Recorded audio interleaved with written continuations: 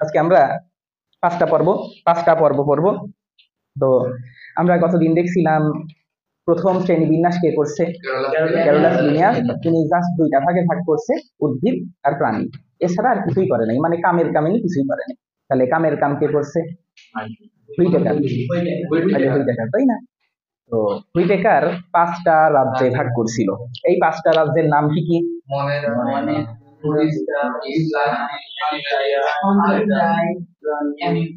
মনেরা,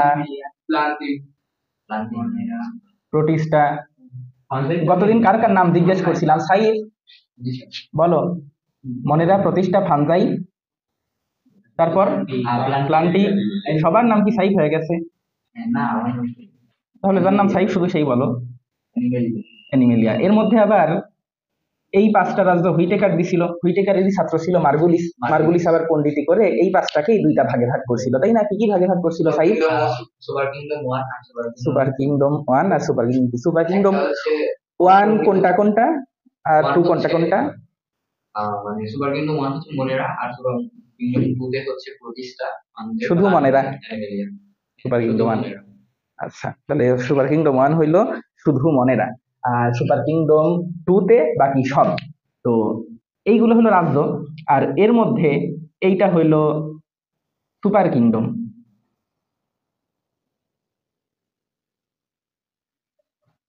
one, এইটাকে বলা হয় সুপার কিংডম 1 কে আবার লেখা হয় প্রোক্যারিওটা, তাই না? ভালোভাবে বললে প্রোক্যারিওটা। মানে ক্যারিও শব্দের অর্থ নিউক্লিয়াস, আমরা ক্যারিওকাইনেসিস পড়ে আসছিলাম। আর প্রো মানে আদি, তাহলে এদের আদি নিউক্লিয়াস। আর বাকি যে 7টাই আছে, 7টারই ইউক্যারিওটা। ইউ মানে প্রকৃত বা সুগঠিত, তাহলে ইউক্যারিওটা মানে নিউক্লিয়াস সুগঠিত। এটুকু তো আমাদের মনেই আছে, তাই না? তাহলে এখন সহজ হিসাব দেখো। আচ্ছা, অ্যানিমেলিয়া তো সবচেয়ে উন্নত, তাই না? অ্যানিমেলিয়া আমরা মাথা থেকে ঝেড়েই ফেলি। আপাতত এই কয়টা মনে রাখি: প্রোটিস্টা, ফানজাই আর প্লান্টি। অ্যানিমেলিয়া তারপর আসে, বাইরে আসে। তো তাহলে পরে যেগুলো থাকবে অ্যানিমেলিয়া সহ, সবগুলোর একটা কমন বৈশিষ্ট্য বলো তো দেখি। সবগুলোর নিউক্লিয়াস সুগঠিত হবে। তার মানে যদি প্রোটিস্টা আসে, তাহলেও আমরা লিখে দিতে পারবো 1 নাম্বার বৈশিষ্ট্য নিউক্লিয়াস সুগঠিত। তুলে নিতে পারো, পরে আমি তোলার টাইমও দিতে পারি। নিউক্লিয়াস সুগঠিত 2 নাম্বার বৈশিষ্ট্য, এটার 1 নাম্বার বৈশিষ্ট্য, তোলার টাইম দিচ্ছি আমি। নিউক্লিয়াস সুগঠিত। তুলতে যে মিস করো না, যদি এর মধ্যে তুলতে পারো তাহলে তোলো, নাহলে আমি পরে তোলার টাইম দিচ্ছি। আসতেছি রে ভাই। তারপর এরা, হ্যাঁ তাও বলতে পারবা নিউক্লিয়াস সুগঠিত মানেই প্রকৃত কোষী। এদের নিউক্লিয়াস সুগঠিত, সহজ হিসাব। আর প্রথমটা নিউক্লিয়াস সুগঠিত নয় মানে কেমন? আদি নিউক্লিয়াস। প্রো মানেই তো আদি, তাই না? তো আদি নিউক্লিয়াস কেমন থাকে? আদি নিউক্লিয়াস মানে কি? নিউক্লিয়াসের বৈশিষ্ট্য কেমন? আদিম যুগে মানুষজন কেমন ছিল? আবরণ থাকে না। তাহলে নিউক্লিয়ার আবরণ থাকে না বা নিউক্লিয়ার পর্দা থাকে না। তাহলে এইটারই আবার 2 নাম্বার বৈশিষ্ট্য বইয়ে দেখবা এইভাবেই লেখা আছে, আদি নিউক্লিয়াস যুক্ত। অর্থাৎ কোষের নিউক্লিয়াসের মধ্যে নিউক্লিয়ার পর্দা নাই। নিউক্লিয়ার পর্দা যদি না থাকে তাহলে ক্রোমাটিন গুলো কেমন থাকবে? কোন কোষে যদি নিউক্লিয়ার পর্দা না থাকে, এটা কতদিনই বুঝাই দিছি। তাহলে ভেতরে ক্রোমাটিন থাকবে, কিন্তু পর্দা না থাকলে ভেতরে আর থাকবে না, তখন বাইরে ছড়ায় ছিটায় যাবে। তাহলে এখান থেকে আরো একটা বৈশিষ্ট্য লিখে ফেলবা, ক্রোমাটিন বস্তু ছড়ায় ছিটায় থাকে, নিউক্লিওলাস থাকে না, সোজা হিসাব। এখন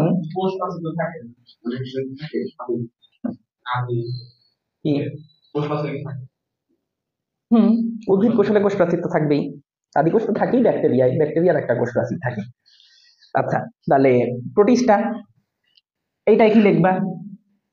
নিউক্লিয়ার পর্দা আছে, সোজা হিসাব, নিউক্লিয়ার পর্দা আছে।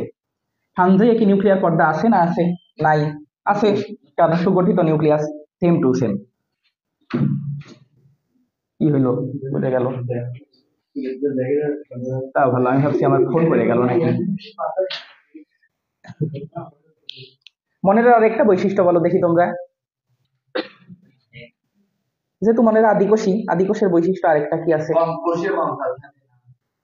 সব বৈশিষ্ট্য তোমাদের বই দেয়া নাই। খাবার তৈরি করে না। এই সহজ একটা বৈশিষ্ট্য বলো, খাবার তৈরি কেন করে না সেটা তো আগে আসো। রাইবোজোম বাদে কিছুই নাই, ক্লোরোপ্লাস্ট নাই, এই জন্য খাবার তৈরি করে না, সেটা পরে। তাহলে আগে লিখে নেই যে কোষের মধ্যে রাইবোজোম ছাড়া কোনো অঙ্গাণু থাকে না।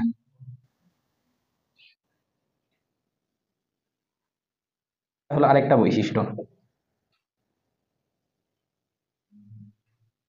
তাহলে প্রোটিস্টায় কি লিখবো? প্রোটিস্টা লেখার সময় রাইবোজোম ছাড়াটা না, লেখা লাগবে রাইবোজোম ছাড়াও, অথবা লিখবা সকল প্রকার কোষীয় অঙ্গাণু, যেমন এন্ডোপ্লাজমিক জালিকা, মাইটোকন্ড্রিয়া, হ্যান ত্যান যা যা আছে সব কিছু উপস্থিত। তাহলে কোষে সকল অঙ্গাণু উপস্থিত। তাহলে ফানজে কি উপস্থিত না উপস্থিত না? উপস্থিত।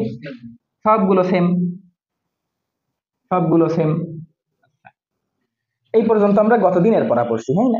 এখান থেকে আরো একটা জিনিস বের করা শিখছি গতদিন। রাইবোজোম ছাড়া কোনো অঙ্গাণু থাকে না, দেখো আবার বাকিটুকু পরে তোলো। তো তোমরা মনের আর প্রতিষ্ঠা তোলো, পরেরটুকু তোমরা এমনিই পারবা। আচ্ছা নাও, তোলার টাইম দিচ্ছি, দেখো এখন, দেখো পরে তোলো। হ্যাঁ, এখন রাইবোজোম ছাড়া কোনো অঙ্গাণু যদি না থাকে, তার মানে মনেরা যারা জীব, মনেরার কোষগুলোতে ক্লোরোপ্লাস্ট আছে না নাই? নাই, কারণ রাইবোজোম ছাড়া কোনো অঙ্গাণুই নাই। আর ক্লোরোপ্লাস্ট যদি না থাকে, এগুলো গতদিন বোঝানো পড়া, ক্লোরোপ্লাস্ট না থাকলে খাদ্য তৈরি করতে পারে না, মানে সালোক সংশ্লেষণ করতে পারে না। তাহলে খাবার তৈরি করার মাধ্যম কি? পুষ্টি কিভাবে সংগ্রহ করে? অন্য কারো কাছ থেকে টেনে নিয়ে, তাই না? যেমন ব্যাকটেরিয়া নিজে সালোক সংশ্লেষণ করতে পারে না, কিন্তু আমাদেরকে যখন আক্রমণ করে, বিভিন্ন রোগ টোগ করে, তখন আমাদের দেহ থেকে পুষ্টি সব টেনে নেয়, শোষণ করে। তাহলে এদের পুষ্টি প্রক্রিয়ার মেইন পদ্ধতি হলো শোষণ। কোনোটা সালোক সংশ্লেষণ করে, সেসব আলাদা জিনিস, নীলাভ সবুজ আছে। মূলত শোষণ পদ্ধতিতে কেউ কেউ বইয়ে এভাবে বলা আছে, কেউ কেউ সালোক সংশ্লেষণও করতে পারে না পারে। কেন করে না করে এসব আমরা পরে যখন যাবো ব্যাকটেরিয়া পড়ার সময় তখন শিখবো। আপাতত মনে রাখি, লিখবা যে মূলত শোষণ প্রক্রিয়ায় খাদ্য গ্রহণ করে। তারপর যদি তোমার মনে থাকে কেউ কেউ সালোক সংশ্লেষণ হয়েছিল, তাহলে লিখবা, মনে না থাকলে লিখবা, শেষ।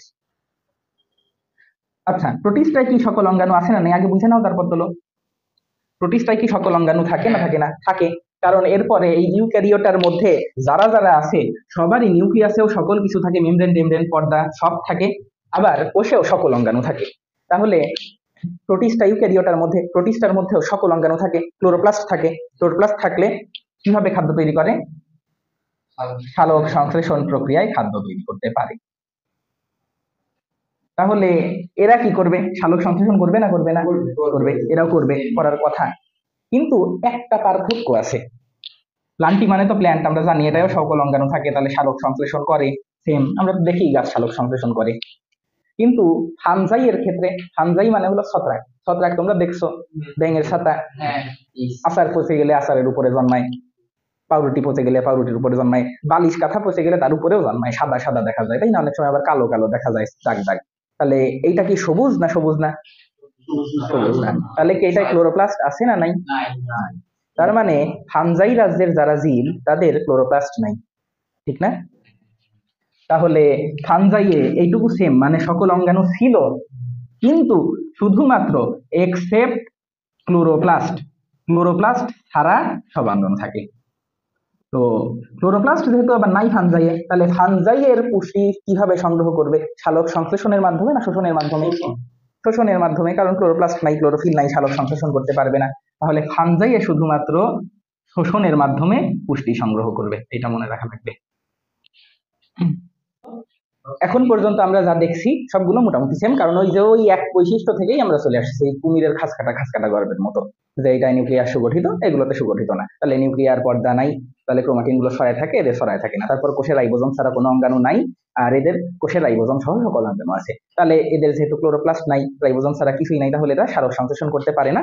এরা সালোক সংশ্লেষণ করতে পারে এক্সেপ্ট ফানজাই। ফানজাই শুধু ক্লোরোপ্লাস্ট নাই, সেজন্য এরা শোষণ করে। এটা তো আমরা দেখেই আসছি, আচারের উপরে সাদা ছত্রাক, ক্লোরোপ্লাস্ট নাই।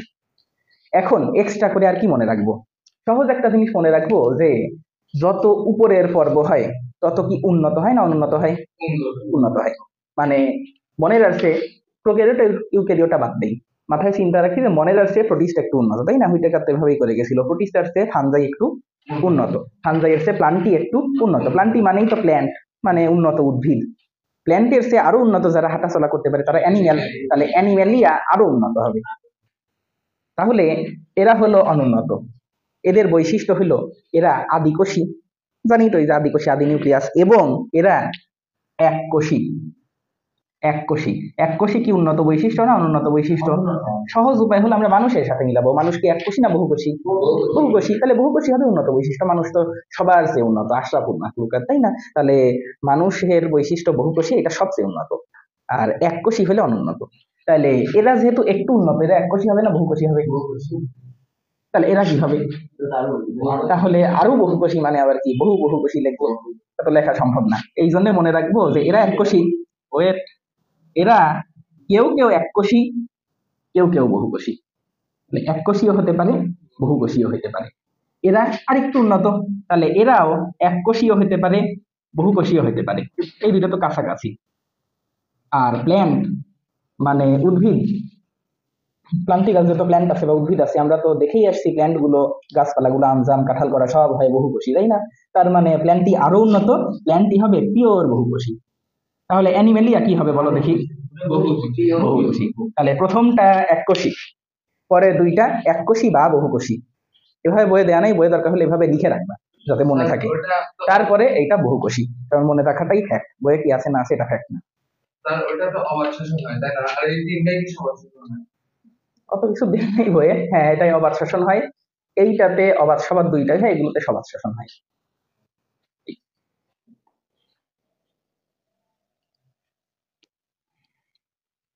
হয়েছে? আচ্ছা, এখন আর কি বৈশিষ্ট্য আছে? ও হ্যাঁ, এইগুলো হলো কমন বৈশিষ্ট্য, এই চার্ট থেকে আমরা সব লিখতে পারবো, তাই না? তো এইটা থেকে মোটামুটি আমরা তাহলে 5-6টা বৈশিষ্ট্য লিখে রাখতে পারবো। এর বাইরেও, কারণ এই যে নিউক্লিয়ার পর্দা নাই, তাহলে ক্রোমাটিন ছড়ায় ছিটায় থাকবে, এরকম করে আরো 2-4টা বানায় বুনায় লিখে দেবো।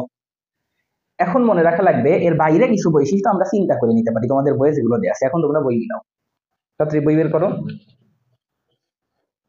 বইয়ে দেখো দেয়া আছে মনেরা রাজ্য, তাই না? মনেরা রাজ্যের মধ্যে কি লেখা আছে? এরা এককোষী, কারণ এই যে প্রথম পর্ব এককোষী, আমরা তো পড়েই আসছি। আবার যদি এককোষী হয়, একা একা তো কেউ থাকতে পারে না, তাই না? তো এই রাজ্যের জীব হলো ব্যাকটেরিয়া। তো ব্যাকটেরিয়া একা একা থাকে না, যখন আমাদেরকে কোনো ব্যাকটেরিয়া আক্রমণ করে তখন ব্যাকটেরিয়া গুলো তো মুহূর্তের মধ্যে সংখ্যা বৃদ্ধি করে, তাই না? গলায় যদি একটা ব্যাকটেরিয়া আক্রমণ করে গলা ব্যথা করে, গলা ব্যথা তো ওষুধ না খেলে বাড়তেই থাকে, ছড়ায় যায়। তার মানে ব্যাকটেরিয়া সংখ্যা বৃদ্ধি করে। যখন সংখ্যা বৃদ্ধি করে, ধরো এই মনের রাজ্যের একটা ব্যাকটেরিয়া এখানে আছে, এর সঙ্গে আরো একটা ব্যাকটেরিয়া আছে, আরো একটা ব্যাকটেরিয়া, এরকম একটার পর একটা একটার পর একটা যুক্ত হয়ে বিশাল একটা দণ্ডের মতো হয়ে যাবে না? টমাস আলভা এডিসন যে বাল্ব আবিষ্কার করেছিল, বাল্বের মধ্যে একটা দণ্ড থাকে, দণ্ডের নাম কি? ফিলামেন্ট। তো এই জিনিসটাকে বলা হয় ব্যাকটেরিয়ার ফিলামেন্ট। তাহলে ব্যাকটেরিয়া যদিও এককোষী, কিন্তু লম্বালম্বি ভাবে যখন একটার পর একটা একটার পর একটা গঠন হয়, তখন সেটা কিসের মতো দেখা যায়? ফিলামেন্টের মতো। তখন এইটাকে বলা হয় ফিলামেন্টাস ব্যাকটেরিয়া। তার মানে এরা এককোষী হতে পারে, আবার একসঙ্গে যুক্ত হয়ে ফিলামেন্টাস, ফিলামেন্টের মতো হতে পারে। আবার একসঙ্গে যুক্ত না হয়েও এরা একসঙ্গে থাকতে পারে। ধরো আলাদা আলাদা, একসঙ্গে যুক্ত নাই, আলাদা আলাদাই আছে কিন্তু পাশাপাশি আছে অনেকগুলো। আমাদের গলায় যেরকম হয় যে একসঙ্গে অনেক ব্যাকটেরিয়া ছড়ায় যায়, এখানে একটা হয় তার পাশে আরো আরো আরো আরো ছড়াতেই থাকে, লাখ লাখ লাখ। তো যখন অনেকে একসঙ্গে থাকে, অনেক মানুষ যখন কোনো জায়গায় একসঙ্গে থাকে, তখন সেইটাকে আমরা কলোনি বলি না? পাবনায় কলোনি আছে না কিছু? কি কলোনি আছে? এই জন্য নামই জিজ্ঞেস করতেছিলাম, আর কোনো কলোনি তোমরা চেনোই না, তাই না? পাবনায় একটাই চেনো, অফিসার্স কলোনি তো পরে আসে, আগে ওটাই আসে। যাই হোক, তো তখন সবাই একসঙ্গে থাকে, তখন সেটাকে বলা হয় কলোনি।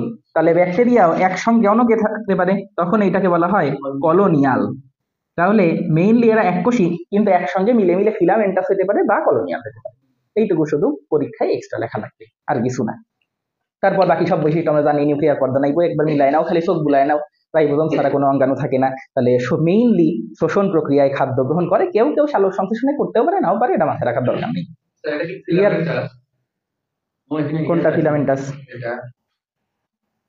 হ্যাঁ, ওইটা ফিলামেন্টাস। বইয়ে যেটা খ নাম্বার চিত্র যেটা দেওয়া আছে, ওইখানে অনেকগুলো দেখানো আছে, এটা ফিলামেন্টাস।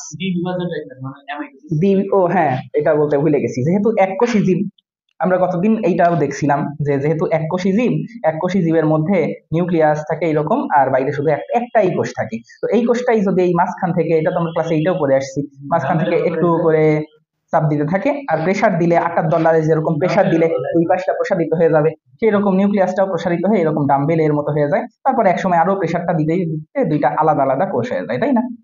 তো এই বিভাজনটা কি আমাদের হলে লাভ আছে না নাই? আমাদের দেহে যদি হয়, কেন লাভ নাই? কেন? বড় হওয়ার জন্য দরকার। তোমার বড় হওয়ার জন্য তোমার দেহে কত কোষ আছে? কয়টা? কত ট্রিলিয়ন? 100 ট্রিলিয়ন কোষ আছে, মানে 10⁻14। 10 গুণ করে যদি 14 বার গুণ করো তাহলে যত হবে এত সংখ্যক। এর মধ্যে একটা কোষ কেন 100টা কোষও যদি বিভাজিত হয়ে এরকম দুইটা হয়ে যায় তাতেও কিছুই যায় আসে না, তাই না?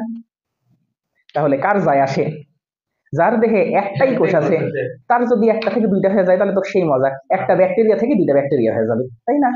যদি মানুষের ক্ষেত্রে একটাই কোষ হতো তাহলে দেখতাম যে জারিফ থেকে ধরো ভাগ হয়ে গেছে, ভাগ হয়ে দুইটা জারিফ হয়ে গেছে, তাহলে জারিফের বাচ্চা এক চান্স হয়ে যাবে, আর কিছুই লাগবে না, তাই না?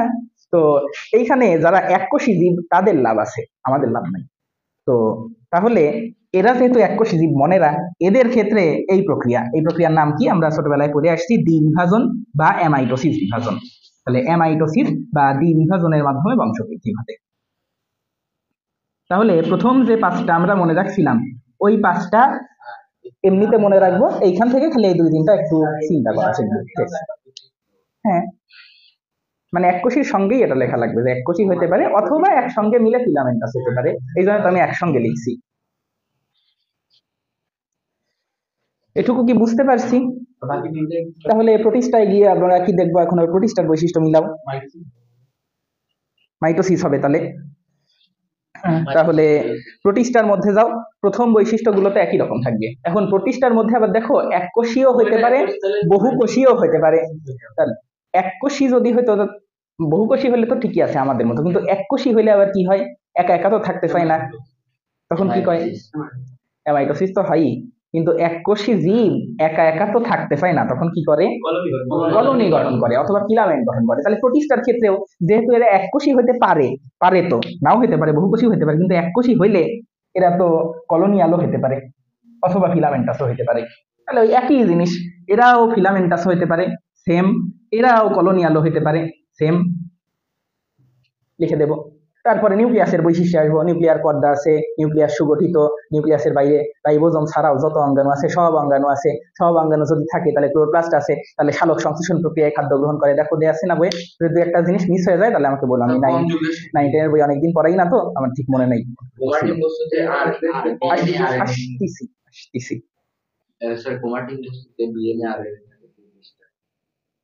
সকল ক্রোমাটিন বস্তুতেই তো ডিএনএ আরে থাকে। আমরা ক্রোমোজোমের চিত্র একটা দেখে আসছি না, এই যে এইরকম, ওহিদুল স্যার পড়ায় নাই? ওহিদুল স্যারের কাছে পড়ো নাই তোমরা? আচ্ছা, এই যে এইরকম একটা চিত্র থাকে আর ভিতর দিয়ে এই যে এইরকম একটা কিছু জিনিস দেয়া থাকে, এরকম চিত্র কি দেখছো? তো এইটা হলো ক্রোমোজোমের চিত্রটা দেখছো। আর ক্রোমোজোমের মধ্যে এই জিনিসটা দেখাইছে, এই জিনিসটা হলো ডিএনএ। তো যে কোনো ক্রোমোজোমের মধ্যেই তো ডিএনএ আরএনএ থাকে, এটাই হচ্ছে ধর্ম, এদের আলাদা করে না। আমরা যখন 11 অধ্যায় পড়ে ফেলবো ইনশাল্লাহ এই পরীক্ষার আগেই, তখন এমনিতেই সব মনে থাকবে। 12 অধ্যায় পড়ে ফেলার পরে ডিএনএ কি আরএনএ মনে রাখে। মনেরাই তো সুগঠিত নিউক্লিয়াসই নাই, তাই হ্যাঁ, কিন্তু মনেরাই ডিএনএ আছে, তার আলাদা একটা বৃত্তাকার ডিএনএ থাকে ব্যাকটেরিয়ার মধ্যে। এইসব টপিকে না যাই, কেমন কি থাকে আপাতত মনে রাখি না, মনে রাখে সব কিছু দেখার দরকার নেই। প্রোটিস্টার এইটুকু তো বুঝতে পারছি। এখন একটা জিনিস মনে রাখা লাগবে, না এইটা আমরা সবার লাস্টে পড়বো, কনজুগেশন কোনটা হয়, আনাইসোগ্যামাস কোনটা হয়, এই জিনিসগুলো লাস্টে পড়বো। আগে মেইন বৈশিষ্ট্য দেখে নিই, লাস্টের লাইন বাদ রাখো। প্রোটিস্টার লাস্টের লাইন না পড়েই ফানজাইয়ে চলে যাও। ফানজাইয়ে দেখো আবার কি লেখা আছে, বেশিরভাগ পরজীবী হয়, কারণ যেহেতু ক্লোরোপ্লাস্ট নাই, ক্লোরোপ্লাস্ট যদি না থাকে তাহলে খাদ্য তৈরি করতে পারবে না তো, তাই না? আমি বলে নেই, ক্লোরোপ্লাস্ট না থাকলে খাদ্য তৈরি করতে পারবে না। খাদ্য তৈরি করতে যদি না পারে তাহলে অন্য জনের উপরে পরজীবী হওয়া লাগবে, ঠিক না? তাহলে ফানজাই রাজ্যের জীবরা অন্য জনের উপরে পরজীবী হবে। আর সালোক সংশ্লেষণ প্রক্রিয়ায় খাদ্য গ্রহণ করতে পারবে না। তাহলে কিভাবে খাদ্য গ্রহণ করবে? বললাম যে ফানজাইয়ের কি ক্লোরোপ্লাস্ট আছে, সব সুগঠিত টুগঠিত মানলাম, কিন্তু শুধু ক্লোরোপ্লাস্টটা নাই। আর ক্লোরোপ্লাস্ট না থাকলে খাদ্য তৈরি করতে পারবে না, খাদ্য তৈরি করতে না পারলে তো নিজে নিজে বাঁচতে পারবে না, অন্য কারো দেহে থাকবে, যেমন আচারের উপরে থাকবে, আচার থেকে পুষ্টি টেনে টেনে নিবে। তাহলে এদের পুষ্টি শোষণের মাধ্যম কি সালোক সংশ্লেষণ না শোষণ? শোষণ পদ্ধতিতে পুষ্টি গ্রহণ করে এবং পরজীবী হয়। ক্লিয়ার? এরা কি এককোষী না বহুকোষী হয়?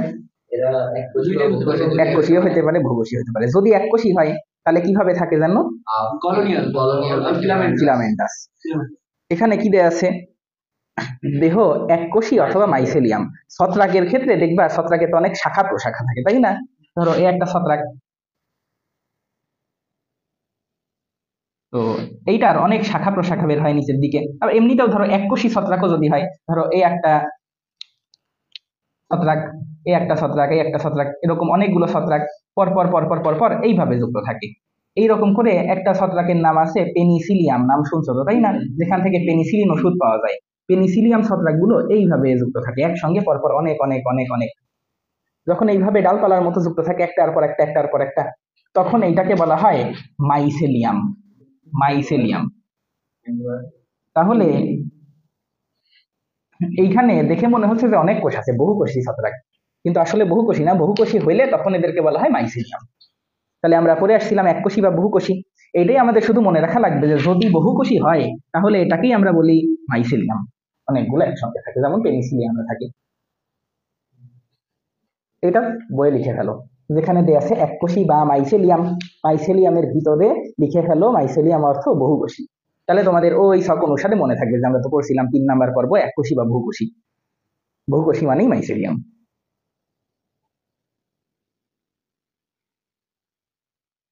লিখছো? আচ্ছা। যে কোনো উদ্ভিদ কোষের কোষ প্রাচীরে সেলুলোজ থাকে, এইসব আমরা পড়ে আসছি। কিন্তু ছত্রাকের, ফানজাই মানে তো ছত্রাক তাই না, সেটা তো আমরা জানি। তো ছত্রাকের শেষে কি আছে? ক আছে। সেজন্য মনে রাখবো কতে হলো কাইটিন। এদের কোষ প্রাচীরে সেলুলোজ থাকে না, কাইটিন থাকে। এদের কোষ প্রাচীরে সেলুলোজ থাকে না, কাইটিন থাকে, মনে থাকবে। আমরা যখন কোষ প্রাচীর আবার পড়তে যাব তখন ব্যাকটেরিয়ার কোষ প্রাচীরে কি থাকে, ছত্রাকের কোষ প্রাচীরে কি থাকে, মানুষের তো নাই, উদ্ভিদের কি থাকে, সব আমরা কিভাবে মনে রাখা লাগে সেসব সহ শিখবো। ছত্রাক সম্পর্কে এটুকুই। একটা হলো হ্যাপ্লয়েড স্পোর দিয়ে বংশবৃদ্ধি করে, কার কিভাবে জনন বা বংশবৃদ্ধি হয় এটা তো আমরা সবার পরে একসঙ্গে চারটা পড়বো। এখন আসি প্লান্টিতে, এটা আজকের লাস্ট টপিক। প্লান্টি। প্লান্টি শব্দ আসছে কি থেকে? প্ল্যান্ট থেকে। প্লান্টি শব্দ আসছে প্ল্যান্ট থেকে। তার মানে দুনিয়ার যত প্ল্যান্ট আছে, বলো।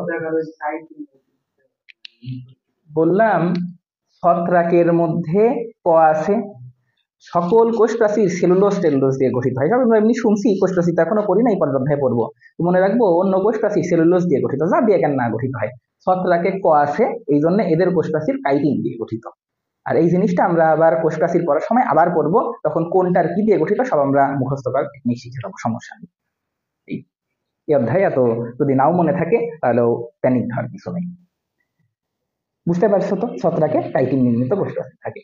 প্লান্টি শব্দ আসছে প্ল্যান্ট থেকে, তার মানে দুনিয়ার যত প্ল্যান্ট আছে সবাই প্ল্যান্টি। দুনিয়ার যত প্ল্যান্টের যা যা বৈশিষ্ট্য আছে সব আমরা এমনি লিখে দেবো, কিন্তু তারপরেও তো আমরা এই যে এই সব অনুযায়ী তো 5-6টা বৈশিষ্ট্য লিখেই ফেলতে পারি এমনিতে, তাই না? সেই বৈশিষ্ট্যগুলো লিখবো, যেহেতু এরা ইউক্যারিওটা তাহলে নিউক্লিয়াস সুগঠিত। তারপর কোষগুলো উন্নত বা প্রকৃত কোষ, তাহলে কোষে সকল প্রকার অঙ্গাণু থাকে। সকল অঙ্গাণু থাকলে এদের তো ছত্রাকের মতো ক্লোরোপ্লাস্ট নাই এরকম না, ক্লোরোপ্লাস্ট আছে, তাহলে সালোক সংশ্লেষণ প্রক্রিয়ায় খাদ্য গ্রহণ করে। সব সেম টু সেম কথা। ওকে, এখন ওই যে একটা করে পয়েন্ট বাদ রাখছিলাম, এটা দেখি কিভাবে কোনটার বংশবৃদ্ধি হয়। এদের বংশবৃদ্ধি কোন প্রক্রিয়ায় হয়? এটা তো এককোষী। মাইটোসিস হইলে তো অনেক কোষে একসঙ্গে বিভাজন, তো কিছু করার টাইম নাই, ডাইরেক্ট একটা থেকে দুইটা হয়ে যাবে অ্যামাইটোসিস বিভাজন। তাহলে বংশবৃদ্ধি হয়ে গেছে, আর কিছুই লাগে না। প্রোটিস্টা, এরা যেহেতু একটু উন্নত, অ্যামাইটোসিসও হইতে পারে, মাইটোসিসও হইতে পারে। কেন? কারণ এরা তো এককোষীও হইতে পারে। যদি এককোষী হয় তাহলে এদের অ্যামাইটোসিস হবে, আর যদি বহুকোষী কোনো প্রোটিস্টা হয় তাহলে মাইটোসিস হবে, সোজা হিসাব। তাহলে এদের অ্যামাইটোসিস বা মাইটোসিস দুটাই হতে পারে, তাই না? Easy tone biology. Fungi amitosis mitosis দুইটাই হতে পারে। হ্যাঁ, কিন্তু ফানজাই এর ক্ষেত্রে আবার একটা সিস্টেম আছে, এইখান থেকে একটা ছোট্ট জিনিস তৈরি হয়। এই ছোট্ট জিনিসটার নাম হলো স্পোর। ছোট্ট জিনিসটার নাম হলো স্পোর, রেণু। তো এই স্পোরটা যখন গিয়ে মাটিতে লাগে তখন এই স্পোর থেকেই দেখা যায় নতুন একটা ছত্রাক হয়ে গেছে। বুঝতে পারছো? জাস্ট স্পোরের মাধ্যমে বংশবৃদ্ধি হয়। আবার এটা তো যৌন জনন না অযৌন জনন? অযৌন জনন। যৌন জনন যদি হয় তখন দেখা যাবে যে দুইটা ছত্রাক আছে, মানে ধরো এই একটা ছত্রাক, এটাও তো কালেই আছে, এই একটা ছত্রাক, এইখান থেকে আরেকটা স্পোর তৈরি হবে। এই দুইটা স্পোর যখন এক হবে তখন তো এটা জাইগোট হয়ে যাবে, তাই না? দুইটা স্পোর মিলে তখন এটাকে আমরা জাইগোট বলি। আমরা তো জানি শুক্রাণু ডিম্বাণু মিলিত হলে সেটা জাইগোট হয়। তারপর এইটা এসে মাটিতে যখন পড়বে এখান থেকে নতুন ছত্রাক হয়ে যাবে।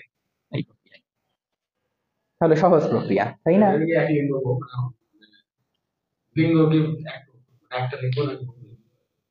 বহুলিঙ্গ মানে উভলিঙ্গ। হ্যাঁ, এখানে আবার কথা আছে, এক লিঙ্গ হতে পারে উভলিঙ্গ হতে পারে। এসব ইন্টারমিডিয়েটের শৈবাল ছত্রাক চ্যাপ্টার ভিডিওতে আছে, ওইটা তোমরা দেখো যদি টাইম পাও। এখন তোমাদের অনেক টাইম, তাই না? কেবল পড়া শুরু হচ্ছে, এতদিন তো পড়াশোনাই ছিল না, খালি ডিম ভাজাভাজি ছিল। তো টাইম থাকলে এমনি দেখতে পারো, না হলে পরে আমরা শিখবো ইন্টারমিডিয়েট ইনশাআল্লাহ। আচ্ছা, এইটুকু কি তোমরা বুঝতে পারছো? এটুকু বইয়ের কথা না, এমনি মাথায় রাখলে রাখো। এদের একটা স্পোর থাকে, স্পোর দিয়েও তৈরি হতে পারে, অথবা দুই জায়গা থেকে দুইটা গ্যামিট তৈরি হতে পারে। দুইটা জনন কোষের মতোই যৌন জনন যেভাবে হয়, যে একটা পুং জনন কোষ আর একটা স্ত্রী জনন কোষ, শুক্রাণু আর ডিম্বাণু মিলিত হয় তারপর জনন হয়, সেরকম দুইটা ছত্রাক থেকে দুইটা তৈরি হয়, তারপরে এই দুইটা মিলিত হয়। মাইটোসিস হবে না। আচ্ছা, তো এই এই যে জননটা, এই জননে কি জনন কোষ দুইটা একই রকম না আলাদা রকম? কেন আলাদা? তাহলে তো আকার আকৃতি তো একই রকমই হইলো, তাই না? ছেলে মেয়ে, কিন্তু ছেলে মেয়ে আলাদা হওয়ার কথা ছিল, মানুষের ক্ষেত্রে আলাদা হয় কারণ উন্নত, কিন্তু এরা অনুন্নত, তার মানে সব একই রকম। তাহলে এদের ক্ষেত্রে এরা আরো উন্নত না আরো অনুন্নত? আরো অনুন্নত। তাহলে এদের ক্ষেত্রে কি একই রকম না আলাদা রকম? একই রকম। একই রকম গ্যামিট দিয়ে যদি মিলন হয় তখন এটাকে বলা হয় কনজুগেশন। এটা তুমি প্রশ্ন করছিলে। ও আচ্ছা, তাহলে আমরা এখন বুঝে গেলাম। দেখো লেখা আছে কনজুগেশনের মধ্যে। কনজুগেশন কি? তোমাদের আজকের বাড়ির কাজ হলো কনজুগেশন কাকে বলে এটার সংজ্ঞা লিখে নিয়ে আসবা। হ্যাঁ, কনজুগেশন কি? একই রকম গ্যামিট, আকার আকৃতি সব একই রকম, এই রকম দুইটা গ্যামিট মিলিত হইলে তখন সেইটাকে কনজুগেশন বলে, তাই না? একই রকম গ্যামিট যদি দুইটা মিলিত হয় তখন সেইটাকে বলা হয় কনজুগেশন। এখন কথা হইল, একই রকম গ্যামিট মানে কি? একটু আগে সাহিব বললো যে একই রকম না, কেন একই রকম না? একটা পুং আর একটা স্ত্রী, একদম তো আর ধর্মও তো এক না, তাহলে তো মিলিতই হতো না, তাই না? এই জন্য বইয়ে বলা হয়েছে আকার আকৃতি একই রকম কিন্তু জৈবনিক ভাবে ভিন্ন, একটা পুরুষ একটা স্ত্রী, এই দুইটা মিলিত হয়। দেখো লেখা আছে কনজুগেশনের মধ্যে, বইয়ে খেয়াল করো, লেখা আছে জৈবনিক ভাবে ভিন্ন মানে একটা পুরুষ একটা স্ত্রী, ঠিক আছে, কিন্তু আকার আকৃতি সবকিছু একই রকম, এই রকম যদি মিলিত হয় তখন বলা হয় কনজুগেশন। কনজুগেশনের মাধ্যমে তাহলে কি ঘটে? যৌন জনন না অযৌন জনন? অযৌন জনন তো ডাইরেক্টই হয়ে যায়, তাই না? মিলিত হয় তার মানেই তো অযৌন, তাইলেই তো যৌন জনন ঘটে। তাহলে কনজুগেশনের মাধ্যমে যৌন জনন ঘটে। কনজুগেশন মানে কি? একই রকম দুইটা গ্যামিট দিয়ে মিলিত হয়। তাহলে ফানজাইয়ের ক্ষেত্রে কি একই রকম না আলাদা রকম? একই রকম, তবে এইগুলোকে স্পোর বলা হয়। প্লান্টির ক্ষেত্রে কি একই রকম না আলাদা রকম? প্লান্টে কি উন্নত না অনুন্নত? উন্নত। উন্নত উদ্ভিদ। তাহলে এদের ক্ষেত্রে দুইটা গ্যামিট আলাদা আলাদা, আমাদের মতোই, সেম টু সেম, আমাদের মতো, শুধু গাছ হইছে, আল্লাহ গাছ বানাইছে, সেটাই ওদের অপরাধ, শুধু এইটুকু মনে রাখবা, বাকি সব আমাদের মতো। আমাদের মতোই এদের একটা শুক্রাণু থাকে, এরকম শুক্রাণু, আর আমাদের মতোই এদের ডিম্বাণু থাকে। ডিম্বাণু আবার এরকম গোল। শুক্রাণুর দেখো লেজ আছে, এটাকে আমরা ফ্লাজেলা বলি। লেজ থাকলে এটা কি চলতে পারবে না পারবে না? লেজ দিয়ে তো সে সাঁতরায় ডিম্বাণুর কাছে গিয়ে মিলিত হতে পারবে। তো এই ক্ষেত্রে কি দুইটা গ্যামিট একই রকম না আলাদা রকম? আলাদা রকম। এই যে এটা হলো পুংগ্যামিট বা শুক্রাণু, এইটা হলো স্ত্রী গ্যামিট বা ডিম্বাণু। মানুষের ক্ষেত্রে যা হয় সেম বলেই তো দিছি। তাহলে দুইটা গ্যামিট এক না আলাদা হইলো? আলাদা। বলো দেখি রায়ান আইসোটোপ কি? রায়ান না রায়হান? তুমি রায়হান। আর তুমি? সুপ্ত। আমি নাম গুলাই ফেলছিলাম, দাঁড়ান লাগবে না। কালচার বলতেছে তো সেজন্য দাঁড়াচ্ছে, আর জারি যেহেতু ভাইয়া ভাইয়া করতেছে সেজন্য দাঁড়াচ্ছে না। আচ্ছা না বলো, মজা করলাম। আইসোটোপ প্রোটন সংখ্যা সমান মানে একই, তাই না? আইসোটোন কি? নিউট্রন সংখ্যা সমান একই। আইসোবার একই। আইসো স্টার, আইসোমার, মানে আইসোমার মানে সমান, এটা তো বলার কথা। আচ্ছা যাই হোক, ওটা পড়লে আরো 1 ঘন্টা লাগবে। আইসো শব্দের অর্থ তাহলে কি? একই না আলাদা? সমান, একই, তাই না? তাহলে এদের গ্যামিট গুলো কি একই না আলাদা রকম? একই রকম। তাহলে এরা কি আইসো গ্যামিট না অ্যানাইসো গ্যামিট? আইসো গ্যামিট। তাহলে এই পর্যন্ত যারা আছে সব আইসো গ্যামিট। এই পর্যন্ত যারা আছে একবারে লিখে দিলাম আইসো গ্যামিট। এদের গ্যামিট অ না, ল্যাটিন ভাষায় এ শব্দের অর্থ অ্যাবসেন্ট। এ শব্দের অর্থ, এই সবাই বলো, এ শব্দের অর্থ অ্যাবসেন্ট। এ শব্দের অর্থ অ্যাবসেন্ট, এই জন্যই নাম হয়েছে অ্যামাইটোসিস, মাইটোসিস অ্যাবসেন্ট। তাহলে এদের গ্যামিট গুলো আইসো না, তাহলে আমরা বলবো অ্যানাইসো। তাহলে যেহেতু ভিন্ন ধরনের গ্যামিট সেই জন্য এইটার নাম হবে অ্যানাইসো গ্যামিট। অ্যানাইসো গ্যামিট, ওকে। এই আর এই জনন প্রক্রিয়াটা, ভিন্ন ধরনের গ্যামিট মিলিত হয়ে যে জনন প্রক্রিয়া হয় সেটাকে বলা হয় অ্যানাইসোগ্যামাস। দেখো বইয়ে লেখা আছে অ্যানাইসোগ্যামাস পদ্ধতিতে যৌন জনন হয়, তাইছো? এখন অ্যানাইসোগ্যামাস যেহেতু, তার মানে এইটা লাস্ট কথা বলতেছি, তোমাদের কি মাথার উপর দেওয়া যাচ্ছে সব? তারপর ওইটা তো মোটামুটি একদিনে যদি কেউ মানে যে কোনো স্যার যদি মনেরা প্রতিষ্ঠা ফানজাই প্লান্টি অ্যানিমেলিয়া সহ তো বলতেছি, তাহলে তো মোটামুটি তালগোল পাকায় সব নাই হয়ে যাওয়ার কথা, তাই না? কিন্তু আমার কাছে আমি যেভাবে লেকচার দিই তাতে আমার মনে হয় যে একদিনে সব শেষ করে ফেললে তোমাদের মাথার মধ্যে জিনিসগুলো, বাসায় যে একবার এই সবটা দেখলে সব মনে হয়ে যাবে, পরে দেখতে দেখলে আরো আগেরটা ভুলে যাবা, তারপরেটা ভুলে যাবা, আরো ভুলে যাবে। সেই জন্য একটু মাথার মধ্যে ঢোকাও। লাস্ট কথা, এখানে পুং গ্যামিট আলাদা, স্ত্রী গ্যামিট আলাদা। পুং গ্যামিটটার জন্য তাহলে একটা পুং জননাঙ্গ লাগবে না আলাদা, স্ত্রী গ্যামিটটার জন্য স্ত্রী জননাঙ্গ লাগবে আলাদা। এটাই বৈশিষ্ট্য। তাহলে পুং গ্যামিটের জন্য একটা আলাদা পুং জননাঙ্গ লাগে। তো পুং গ্যামিটটা যে পুং জননাঙ্গ থেকে আসে, পুং জননাঙ্গকে বলা হয় অ্যানথেরিডিয়াম। এটা না মনে রাখা লাগবে না, কারণ বইয়ে নাই, কিন্তু বই আবার এইটা দিছে, বই তো অর্ধেক অর্ধেক করে দেওয়া থাকে, আরো গুলায় দেয়, তাই না? আর বায়োলজি এমন স্যাররা আছে বাংলাদেশে যারা পড়াতে নিয়ে আরো গুলায় দেয় বইয়ের চেয়েও। তো সহজ হিসাব মনে রাখবো, পুংয়ের জন্য একটা জননাঙ্গ লাগবে আর স্ত্রীর জন্য একটা স্ত্রী জননাঙ্গ লাগবে। স্ত্রী জননাঙ্গকে বলা হয় আর্কিগোনিয়াম। আর্কিগোনিয়াম। বইয়ে এইটা দেয়া আছে যে এদের আর্কিগোনিয়াম বা স্ত্রী জননাঙ্গ আছে, একটা দেয়া আছে। আসলে তো অ্যানথেরিডিয়ামও আছে, তো পুং জননাঙ্গ নাই, খালি স্ত্রী জননাঙ্গ থেকে স্ত্রী জননকোষ তৈরি হয় কি গাছ হয়ে গেছে নতুন করে? তো আর হবে না, তাই না? আর একটা অবশ্যই আছে। তাহলে সবগুলো কিভাবে মনে রাখবো এক ঝলকে দেখে নাও, সবটা দেখলেই সব মনে হবে, কারণ আমরা সেই প্রথম দিন পড়েই আসছি। সেই হুইটেকার 5টা রাজ্যে ভাগ করছিল, কিন্তু মার্গুলিস এসে আমাদের সুবিধা করে দিয়েছে, কারণ মার্গুলিস বলে গেছে প্রথম রাজ্যটা প্রোক্যারিওটা বা আদিকোষী, আর শেষের রাজ্যটা ইউক্যারিওটা বা প্রকৃতকোষী। তাহলে প্রোক্যারিওটার যা বৈশিষ্ট্য আছে, নিউক্লিয়াস সুগঠিত নয়, নিউক্লিয়ার পর্দা নাই, তারপরে কোষে রাইবোজোম ছাড়া কোনো অঙ্গাণু নাই, এগুলো সব একটা একটা করে এখানে লিখবো। আর প্রকৃতকোষীর যা বৈশিষ্ট্য আছে, কোষে সকল অঙ্গাণু থাকে, নিউক্লিয়ার পর্দা থাকে, নিউক্লিয়াস সুগঠিত থাকে, সব একটা একটা করে এখানে লিখবো। আর তারপর যেহেতু রাইবোজোম ছাড়া আর কোনো অঙ্গাণু নাই, ক্লোরোপ্লাস্টও নাই, সেই জন্য এটা লিখবো যে এরা তাহলে শোষণ প্রক্রিয়ায় খাদ্য গ্রহণ করে। আর এদের সবার ক্লোরোপ্লাস্ট আছে, তাহলে সালোক সংশ্লেষণ করে, কিন্তু ফানজাই আবার ক্লোরোপ্লাস্ট নেই, সেজন্য সে শোষণ প্রক্রিয়ায় খাদ্য গ্রহণ করে, খাদ্য তৈরি করতে পারে না। মনে আছে তো? তারপর আমরা বলছি যে যত উপরের দিকে যায় তত উন্নত হয়। তাহলে মনেরা এককোষী, আর প্রোটিস্টা একটু উন্নত, এককোষী বা বহুকোষী। তারপর ফানজাই আরেকটু উন্নত, এককোষী বা বহুকোষী। তারপরে প্লান্টি আরো উন্নত, তাহলে প্লান্টি বহুকোষী। আর অ্যানিমেলিয়া বহুকোষী। অ্যানিমেলিয়া প্লান্টি একই, সেম টু সেম, কোনো পার্থক্য নেই তেমন, তাই না? তারপরে জনন টনন নিয়ে বই অনেক ঘাপলা টাপলা দেওয়া ছিল, এইগুলো আমরা একটু খালি ক্লিয়ার করছি যে যদি এককোষী হয় প্রথমে কিছু শব্দ আছে যে এককোষী, অনেকগুলো তাহলে একসঙ্গে থাকতে চায় এরা ব্যাকটেরিয়া গুলো, অনেকগুলো একসঙ্গে থাকলে তখন বলা হয় কলোনিয়াল। আবার যদি একসঙ্গে লেগে থাকে দণ্ডের মতো তখন বাল্বের দণ্ডের মতো ফিলামেন্টাস বলা হয়। তারপরে যৌন জনন কিভাবে হয়, যেহেতু এককোষী তাহলে একটা কোষ থেকে দুইটা কোষ হয়ে গেলেই তো জনন হয়ে যাবে, বংশবৃদ্ধি হয়ে যাবে, তাই না? তো একটা কোষ থেকে দুইটা কোষ হওয়ার সহজ রাস্তা কি? অ্যামাইটোসিস। তাহলে এদের অ্যামাইটোসিসের মাধ্যমে যৌন জনন হয়। আর পরের গুলো এরা তো এককোষী বা বহুকোষীও হতে পারে, তাহলে খালি অ্যামাইটোসিস করে দিয়ে চলে গেল হয়ে গেল, তা তো না। তাহলে কিছু ঘাপলা আছে। কি ঘাপলা? এইটা হলো এদের একই রকম গ্যামিট মিলিত হয়। একই রকম গ্যামিট যখন মিলিত হয় তখন এটাকে কনজুগেশন বলা হয়। কিন্তু এই যে সাইজ যে পার্থক্য বললো তো একটা পুরুষ আর একটা স্ত্রী হবে, এই জন্য বই একটা শব্দ দেওয়া আছে যে জৈবনিক ভাবে আলাদা, কিন্তু গঠন গঠন সবকিছু একই রকম। এদের কি গঠন একই রকম আলাদা রকম? একই রকম। এটাকে শুধু গ্যামিট না বলে স্পোর বলা হয়, এটাই পার্থক্য, কিন্তু জিনিস একই, একই রকম।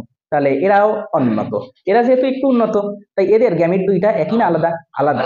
আলাদা গ্যামিট। একই গ্যামিট হলে কি বলা হয়? আইসো গ্যামিট, তাই না? তুমি কি আইসো না অ্যানাইসো? হ্যাঁ ঠিক বলেছি, আইসো। আর যেহেতু একই না, অ্যানাইসো মানে একই না, মানে অ্যাবসেন্ট, আর গ্যামিট, তাহলে গ্যামিট দুইটা আলাদা আলাদা রকম। এই রকম জনন পদ্ধতিকে বলা হয় অ্যানাইসোগ্যামাস। তাহলে অ্যানাইসোগ্যামাস কার বৈশিষ্ট্য? এদের কারণ একদম শেষেরটা। আর যেহেতু অ্যানাইসোগ্যামাস, পরের লাইন কি বলছি, কার মনে আছে বলো দেখি? হচ্ছে হচ্ছে পুং এবং স্ত্রীর জন্য আলাদা আলাদা আলাদা আলাদা জনন অঙ্গ লাগবে, তাই না? যেহেতু গ্যামিট আলাদা। বাহ, বই নাম পড়েই মুখস্থ হয়ে গেছে দেখো। তাহলে অ্যানাইসোগ্যামিট দুইটা আলাদা আলাদা গ্যামিট, সেই জন্য দুইটার জন্য আলাদা আলাদা জনন অঙ্গ লাগবে। পুং গ্যামিটের জন্য একটা পুং জনন অঙ্গ, এ সম্পর্কে বইয়ে কিছু বলা নাই, মনে রাখার দরকার নেই। স্ত্রী গ্যামিটের জন্য একটা স্ত্রী জনন অঙ্গ, এই সম্পর্কে বই বলা আছে, জনন অঙ্গটার নাম আর্কিগোনিয়া, সেই জন্য এদের আর্কিগোনিয়া আছে। শেষ।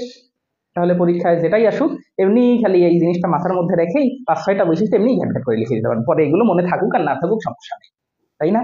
আর যারা একটু আবার যে দেখবা, যারা না সবাই দেখবা, দেখতে দেখতে পরের এই লাস্টে যে 2-3টা আছে এটা মুখস্থ হয়ে যাওয়ার কথা। কারণ আমার বিশ্বাস যে এই অধ্যায় এর চেয়ে সহজ করে আর পড়ানো সম্ভব না। আমি অহংকার করি না বা গর্ব করার জন্য বলি না, কিন্তু বাংলাদেশে কেউই এর চেয়ে সহজ করে পড়াতে পারবে না। তো তোমাদের সেজন্য কাজ হলো, যেহেতু সহজ করে এখন বুঝে ফেলছো, তোমাদের কাজ হলো পরের দিন আবার সোমবারে তোমাদের পড়া। তোমরা সোমবারের দিন সকাল 10টায় আবার পড়তে বসবা, তারপর আসবা নাকি? তাহলে আজকের পড়া কখন করবা? আজকের পড়া আজকে রাতে, আজকে বিকালে করে ফেললে আরো ভালো, যদি খেলতে খেলতে না যাও, তাই না?